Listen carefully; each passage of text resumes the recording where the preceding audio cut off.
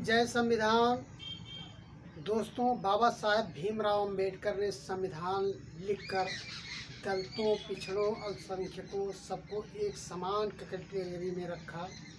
अगर सोचो बाबा साहेब भीमराव अंबेडकर ने संविधान नहीं बनाया होता, लोगों को आरक्षण नहीं दिया होता, तो क्या स्थिति होती। हमारे देश में ऊंच नीच में बहुत बड़ी खाई बनी हुई थी। लोगों को उनको अधिकार न मिलते, लोग समता और समानता का जीवन न जी पाते। इसी कड़ी में बाबा साहब ने संघर्ष करते हुए सबको एक रखने के लिए संविधान का निर्माण किया, जो आज हमें न्याय प्रणाली दिलाने में सक्षम है। तो उसी के ऊपर दोस्तों बनाई हुई एक पोइट्री है, जो बाबा साहब के ऊपर बनाई हुई है। किस तरीके से हमारे दलितों, पिछड़ों, अल्पसंख्यकों का शोषण हुआ किया जाता था। कुछ मनवादी विचारधारा के लोग समाज में जाति, धर्म, मजहब, अंधविश्वास, पाखंडवाद को इस तरीके से बांट रखा था कि हमारा समाज बिल्कुल विकसित हो गया था। भाई भाई को लड़ाने का काम, राजाओं को लड़ाने का काम, तमाम इस तरीके से कुरीतियाँ फैली हुई थी। बाबा साहब जब समझदार हुए तो उन्होंने देखा कि हमारे समाज को किस तरीके से दबाया जा रहा है। यहाँ गरीब, दलित, दबे कुचले लोगों की बातों की सुनवाई नहीं हो रही है। उनसे जानवरों की तरह काम करवाया जाता और उनको पैसे मारने पर उनको प्रताड़ित किया जाता। इसी को लेकर बाबा साहब ने एक आंदोलन छेड़ा और उस आंदोलन में जगह जगह पर उन्होंने जनसभाएं करके लोगों की भीड़ इकट्ठा की, उनको जागरूक होने के लिए, अपने बच्चों को पढ़ने के लिए प्रेरित किया और पढ़ लिख कर समाज के लिए एक प्रेरणा का स्रोत बनने के लिए उत्साहित किया। तो उसी के ऊपर बनाई हुई एक पोइट्री है। दलितों के हक अधिकारों को बाबा साहेब ने दिलवाया। संविधान के स्वर्णिम वर्णों में आरक्षण लिखवाया। मन स्मृति के मनोभाव को जड़ से फैल न पाए, इसी सोच कर लेकर बाबा जी लाखों कष्ट उठाए। पानी भी नहीं पीने देते लोग उन्हें धिक्कारे, बातों को अनदेखा करके कभी नहीं हिम्मत हारे। तो दोस्तों, बाबा साहब को तमाम दिक्कतें सहनी पड़ी, उनको अपमानित होना पड़ा, उनको जलील होना पड़ा।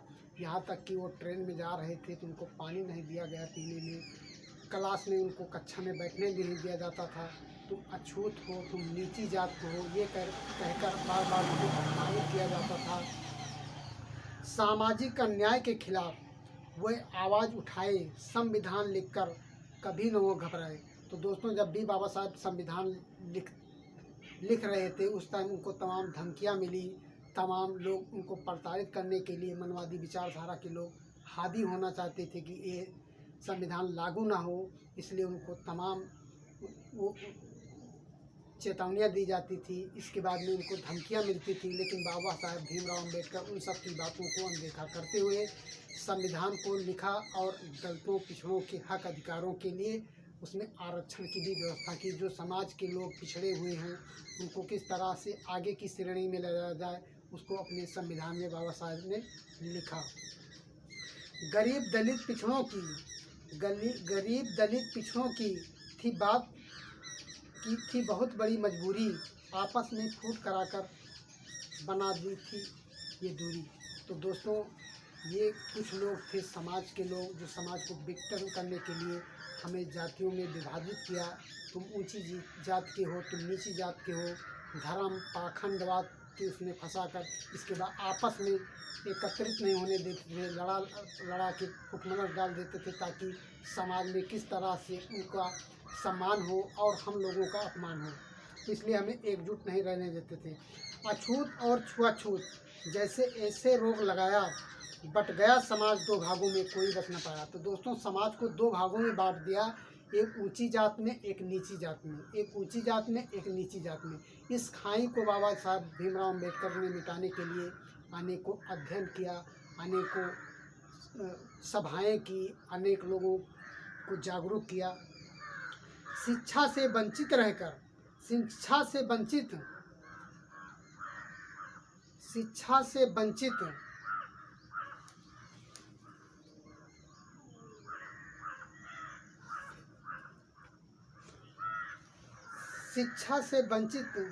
कैसे रखे मनवाद फैलाया, जुर्म जाति सहते रहे कोई बोल न पाया। तो दोस्तों उनकी प्रताड़ना को लोग समाज में जो गरीब थे, दलित थे, पिछड़े थे, वो सहते रहे, लेकिन उनके अंदर हिम्मत नहीं थी कि उनके खिलाफ़ आवाज़ उठा पाएँ, क्योंकि उनके पास बड़ी बड़ी रियासतें होती थी, बड़े बड़े जमींदार होते थे, उनके पास में तमाम उनके रक्षक होते थे जो कि एक दिन प्रताड़ित करते थे। शिक्षा से वंचित कैसे रखे मनवाद फैलाया, जुर्म जाति सहते रही कोई बोल न पाया। काम करे ये जानवरों सा। तो दोस्तों दलित पिछड़े ये लोग उस जानवरों की तरह काम करवाया जाता था और उनको मजदूरी मांगने पर उनको प्रताड़ित किया जाता था। काम करें ये जानवरों सा, फिर भी मारे जाते, लोग लाज के शर्म से किसी से कह ना पाते। तो दोस्तों इनको काम भी करवाया था, ज़्यादा काम करवाया जाता था और इनको प्रताड़ित किया जाता था और ये बेचारे बोल नहीं पाते थे। धर्म जात पाखंडवाद अंधविश्वास में घुसते जाते, अन्याय के खिलाफ हुए ये भी सच बोल न पाते। मनवादी ने पकड़ी थी उनकी बड़ी कमजोरी, आपस में फूट कराकर बनाती थी वो दूरी। तो दोस्तों मनवादियों ने एक बहुत बड़ी कमजोरी पकड़ी थी, वो आपस में फूट कराकर इसके बाद में आपस में लड़ाकर इसके बाद में वो राज करना चाहते थे। नीच और अछूत कहकर उनको खूब धिक्कारा, पाखंडवाद और अंधविश्वास कितने दूर। नीच और अछूत कहकर उनको खूब धिक्कारे, पाखंडवाद और अंधविश्वास कितने घर हैं उजाड़े।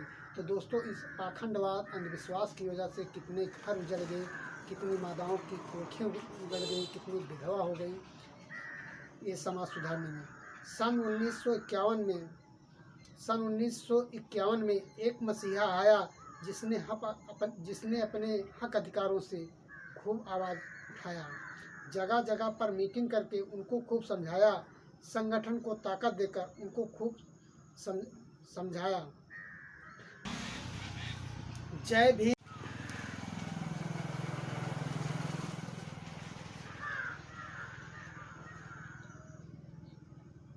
सन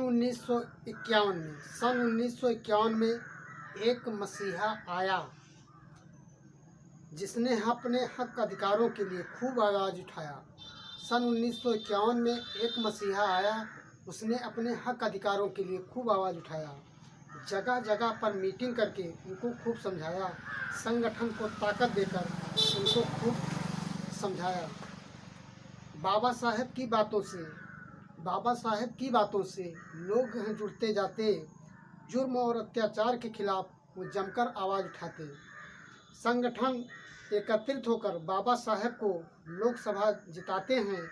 बाबा साहेब ने संविधान लिखकर SC, OBC, ST का हक और अधिकार दिलाते हैं। तो जय भीम, जय संविधान। तो दोस्तों बाबा साहेब भीमराव अम्बेडकर ने किस तरीके से हमारे संविधान को लिखने में, किस तरीके से समाज सुधार के लिए कितना संघर्ष किया, कितना उनको धमकियाँ मिली, कितना प्रताड़ित किए गए, कितना अपमानित होना पड़ा, कितना जलील होना पड़ा। तो इस तरीके से सब दिक्कतों को सहते हुए बाबा साहब ने हमें वो संविधान लिखकर वो आज़ादी दी है, बोलने की आज़ादी, समाज में हमें सम्मान दिलाने की जो आज़ादी दी है, उसको हमारा समाज कभी भी